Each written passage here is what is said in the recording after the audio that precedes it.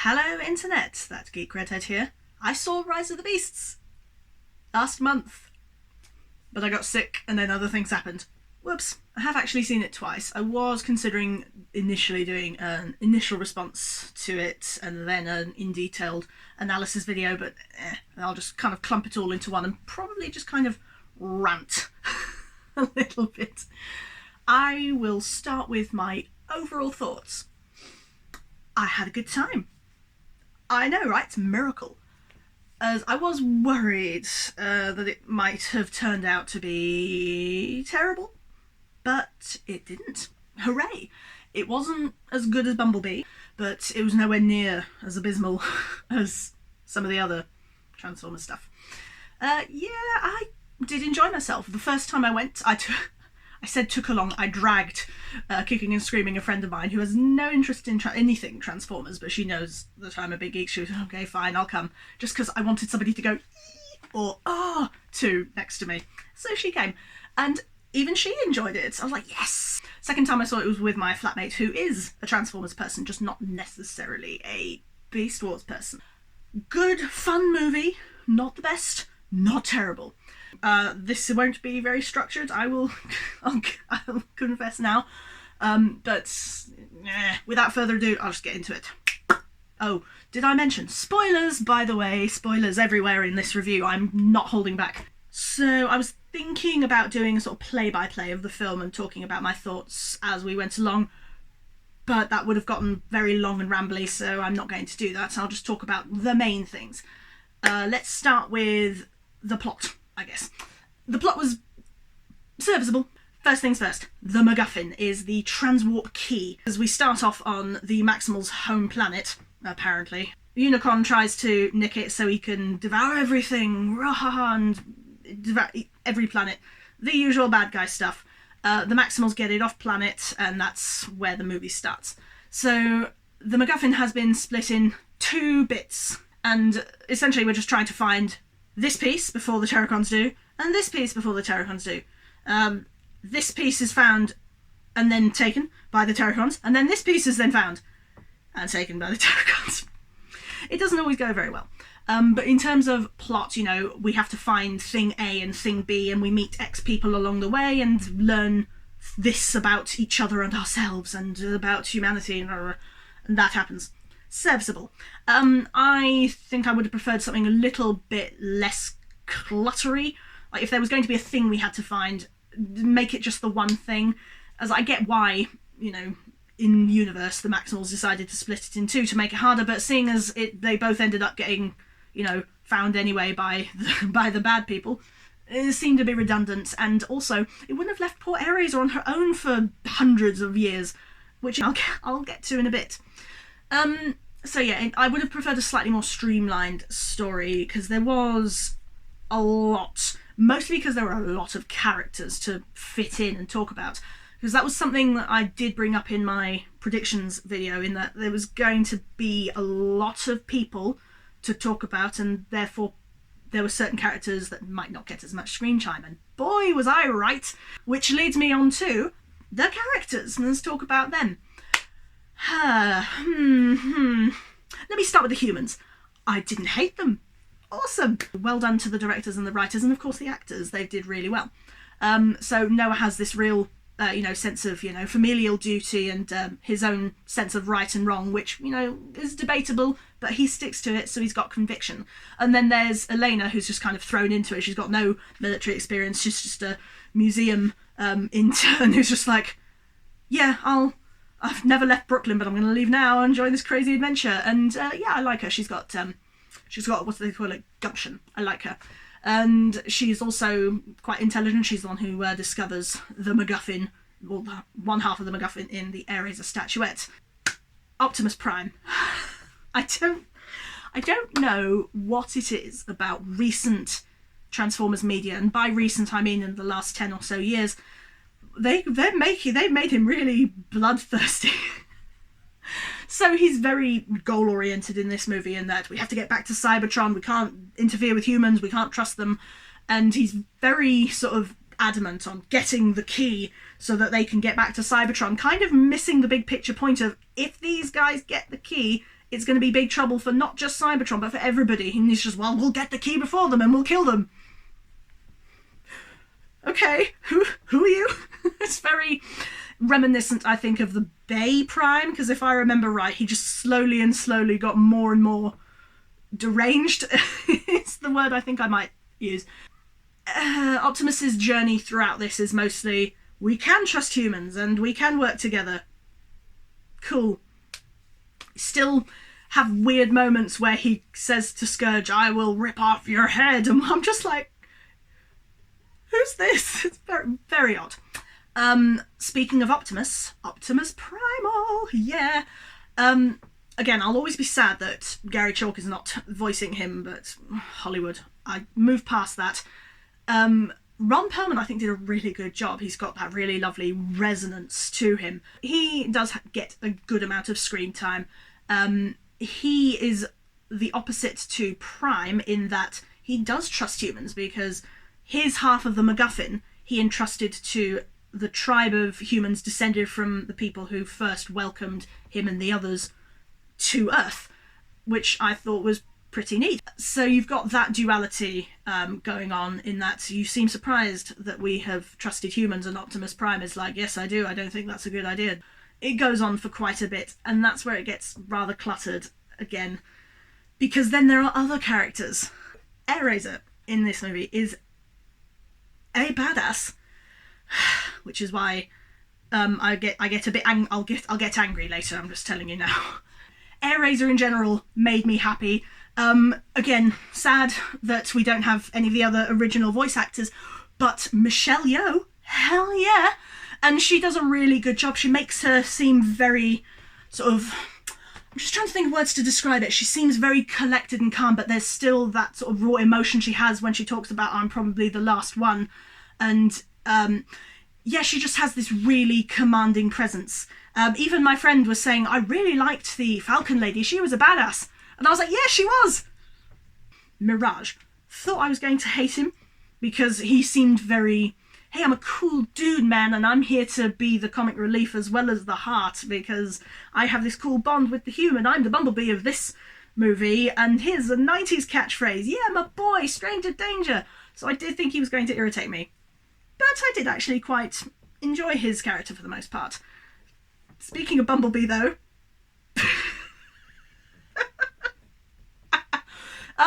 yeah, the first battle scene, he is skewered, and he dies. Yes, dies. And I'm sure that's how he will stay. No, totally no indication he'd be back in the because of the trailers. No way, he's definitely dead. But, so he doesn't get any character development apart from the beginning saying, but we can trust humans, Optimus. You know, I had a human who was nice to me. And then he says a few catchphrases through his radio thing, and Optimus says, I don't want you going to that drive-in movie theatre anymore. And then he goes, nah. And then he fights, and then he dies. Like you do. And the funniest thing about his character in this movie is that they carry his dead body with them everywhere they go. And they take him out of the, the battle zone, obviously, but then they just kind of lay him there and then talk like he's not there. And then on the plane, Optimus is sitting at the back of the cargo plane, who is Stratosphere, by the way, the Scottish Transformer for some reason. And he's just sitting there like this with Bumblebee's corpse right next to him. Yes, and then of course Bumblebee comes back. And I'll get to that, don't you worry. Oh, it pisses me off as to, not because he comes back, but because of the way in which he comes back and a thing around that. I will get to that. Other characters, Arcee, she's pretty cool. She's introduced by doing a backflip, because why not? And there's not much to her. She's okay.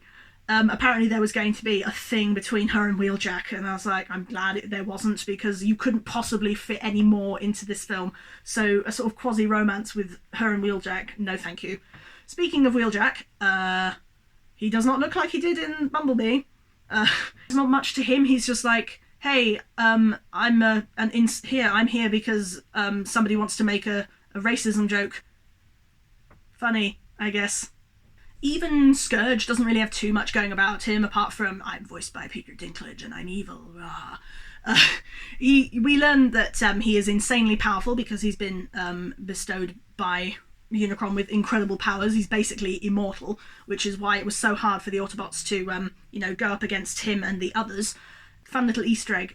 Every time he kills somebody, he takes their emblem and then welds it onto his shoulder. So Ape Link, who, when I first saw him and Optimus Primal on screen, I leaned over to my friend and went, "Who the fuck is that?" As if she would know. And so after he kills him by slicing him down he basically takes his insignia and welds it to his shoulder, and then he does the same later with Bumblebee. And you could see there were several Predacon insignias there as well. I was like, okay, so Predacons do exist in this world, not just, the Scorponok drones that come later. Nightwing, again, she's just like, "I'm deliciously evil and I'm a lady." And then Battletrap doesn't really do or say much apart from lasso things, grapple them and go slam. There's not much to him. So even this bit about characters is taking ages, and I'm not even done, which kind of, I hope it highlights just how much there is and how little there will be. That was one of my big worries, is that they wouldn't get any character development, because I'm going down the line of, good amounts, and then because I'm getting to Cheetor has 3 lines. And then Rhinox says fuck all. He says nothing. He goes rah and every now and again, and that's it. He doesn't say a damn word. What? This is something I was a little worried about. He didn't say a thing in the trailer. Nothing. So that's me talking about the characters. Let me talk about the action. Was good fun, because the main thing, I could tell what was happening. Hurrah! What a bloody good idea. So you could actually tell what's going on. So yeah, I'll talk about the first big battle scene in which they're at the museum and they go pew pew pew in order to get the first half of the MacGuffin back. The key. Oh, fine, I'll call it the key. The transwarp key. There is a little bit of, you have to kind of squint at what's going on, but all of the characters have these really distinctive moves that they do. As I mentioned earlier, Battletrap has a sort of lasso clamp thing that he grabs things and goes yeet, as the kids say, and Optimus has got his iconic axe that he goes whoosh, pew, pew, pew, and a slice. So that was good. Bumblebee does his sort of sort of flippy breakdancing moves like he did in the last movie. Cool. Until he is skewered. And yeah, so it's a good fun battle scene, and then of course Ares swoops in and just goes it was a good scene. But my favourite battle scene, I would have to say, would be on the Peruvian mountainsides / roads, in which you see them utilise both their vehicle modes and their robot modes. And yeah, it's just good fun. You can tell what's happening. I had a good time. Then we get to the final battle. Again, spoilers. They have both things of the key. In comes Unicron, so they have somehow terraformed this volcano into a big platform, and everyone's like, "Oh no, it's going to be bad." And then I've seen other people talk about this. They've compared it to Avengers Endgame, and I see why, because you've got this grey, barren, sort of brownish landscape, and then these two sides of, a ragtag team of colourful characters, and then a faceless drove of drones and like 2 distinctive generals going, "Wah!" Fun, but my biggest problem with it, it was too fast. I could see what was happening, but it was like that. For example, we finally get to see Optimus, Cheetor and Rhinox transform, and then it's like, but I didn't. What do they look like? I don't know. You see Optimus Primal's face for like 5 seconds when he has this moment with Optimus Prime killing Battletrap or something with a rock, and he's like, "That was mine," and Optimus Primal goes, "Huh," and then that's it. That's all you see of his face. Cheetor, you see him do this really cool transformation with a flip, and he's got a spear, and I'm like, yeah, and then he's off. And I'm like, come back, come back, I want to see what you look like in robot mode. And the same with Rhinox. It's even worse. What's Rhinox done to Hasbro? What has he done? What has he? Did he upset them? Was he too smart for them? Were they worried he was going down the the Beast Machines route? I don't know. But yeah, he transforms, runs, and then we pan over, and it's like, hey, go back, because the rest of the battle scene, you see him in beast mode, going, charging people, looking pretty cool, and skewering a few bots.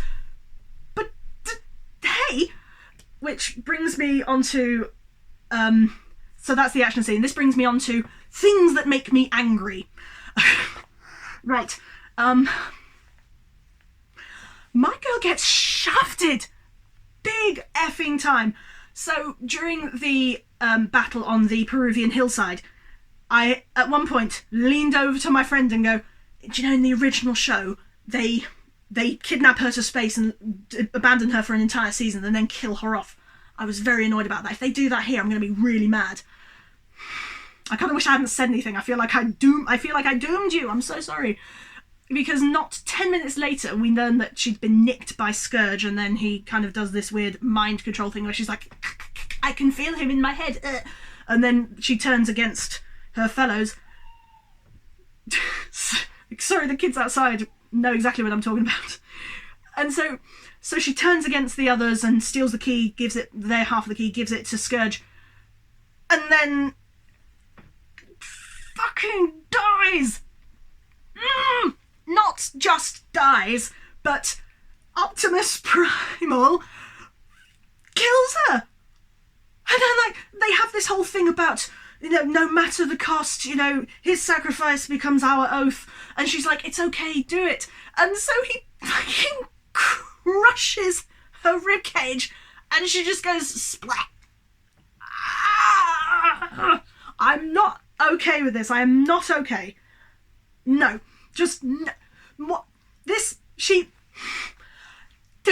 Why is she always shafted? First, she's probably lost her husband in this, because, I don't know if I've mentioned this, she's had a shit time in this movie universe. So she gets to Earth and then splits up from the other Maximals and ends up being the last one. Because when they reunite with her, Optimus is like, the others, are they? And she's like, I am the last one. And I'm like, but how? Did this happen before Earth? Did you all split and then coincidentally end up on the same planet? Or did you land on the planet and then decide to split up to hide the key pieces? And I'm just, how did they die? There were no Terracons, no Predacons to fight. Who were the others? Because in my head, unfortunately, it's Rattrap, Tigatron, and Dinobot. And in my, it's like, did they just die of old age? Did they die of boredom? Did Rattrap and Dinobot finally kill each other? And did Tigatron die saving a tiger from a volcano or something? What's happened? So she's had a shit time, and she's been alone for God knows how long. Finally meets up with the others, who are just like, oh, hey, nice to see you. No, it's like, cool, no time to catch up because the world's about to end. Hooray. And then...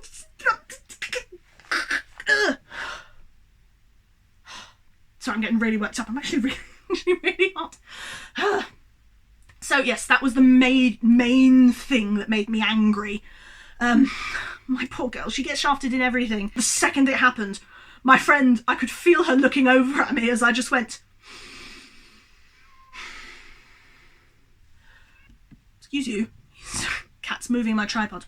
Felis Interruptus. Now, this was bad, but it wouldn't have been quite so bad.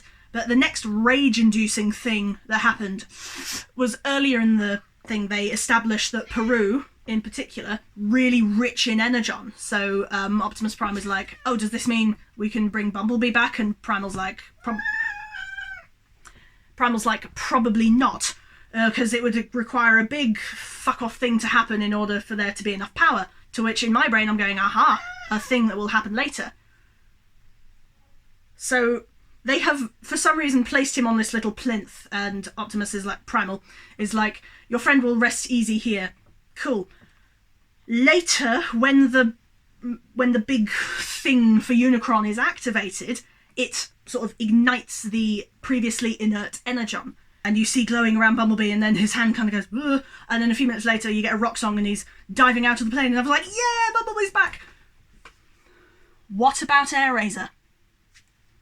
Oh sure, the energon brings back somebody who was killed days ago, but no, not for Airazor, no, we can't have her back because reasons. Bullshit. So that really pissed, I'm still angry about that. I'm just going to put you down before I get emotional again. So yeah, that was the major rage-inducing moment. Now I'm actually going to skip a little bit. I'm going to kind of put a pin in more rage, and I'll come back to that later. Now I would like to talk about things that made me go, huh? Now, there's a bit towards the end of the climactic battle in which Mirage sacrifices himself to protect Noah, and it's all emotional and very sort of, oh no, he's dead because he pew pew pew. This is where my friend leaned over and went, this is stupid even for Transformers, right? And I'm like, yes it is, because Mirage disassembles himself and kind of places himself around Noah and makes himself an exosuit that Noah now pilots.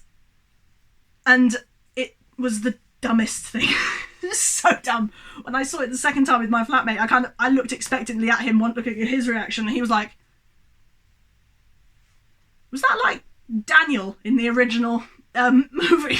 To which I went, oh yeah, still dumb. Especially how he just instantly knows how to use it. I know he can sort of fly and he can do pew pew instinctively, and I'm like, no. So that was dumb.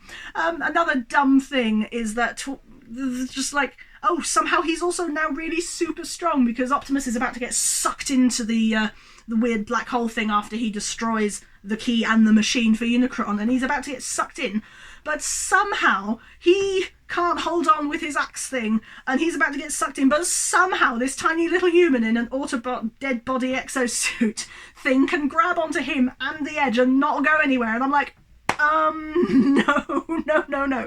Dumb. Yeah, that happened. Now back to rage. The very end, not the end of the battle, not the climax, the actual like last few minutes of the movie. So Noah has another interview for security, and eventually the guy is like, oh yeah, so yeah, no, I heard the food in Peru is good. And he's like, I didn't say I was in Peru. And I was like, aha, this guy's from Sector 7. We're bringing that back like they did in Bumblebee, because of course that makes the most sense. That makes the most sense. Right? That makes sense to have Sector 7, who is already established in this universe, into this movie, because they already know about the Autobots and Decepticons and everything like that. It makes sense, right?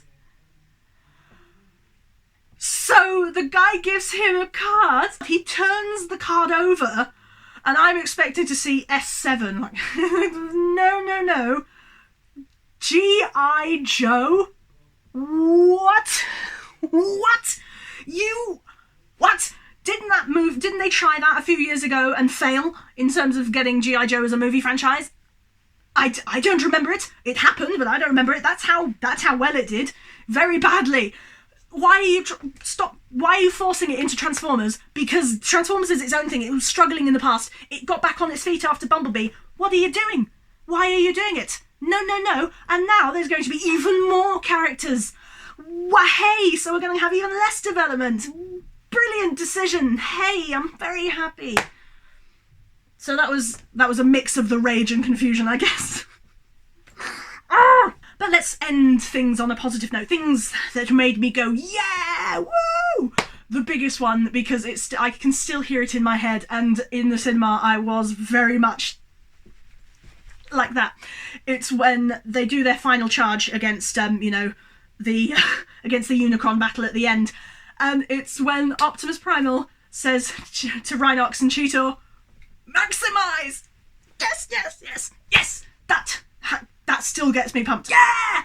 Just because this is the first time we get to see the Maximals being Maximals, and they say maximize, they don't just, rah, because there's this weird thing in later iterations where they don't say maximize. Even as soon after the original show as Beast Machines, it is now, I am transformed. And then even in Transformers Kingdom, they just kind of go and don't say anything when they transform. But that was the thing. They could say, Optimus, maximize. And then it was like, yeah, basically go, woohoo. So that got me hyped, and I was like, yes, I enjoyed that very much. I probably embarrassed both the people I went to see on separate occasions, but I don't care, because I was just like, yes. So that made me go, woohoo. When Airazor came in with the with her laser beak, pew, that made me go, woohoo, yeah!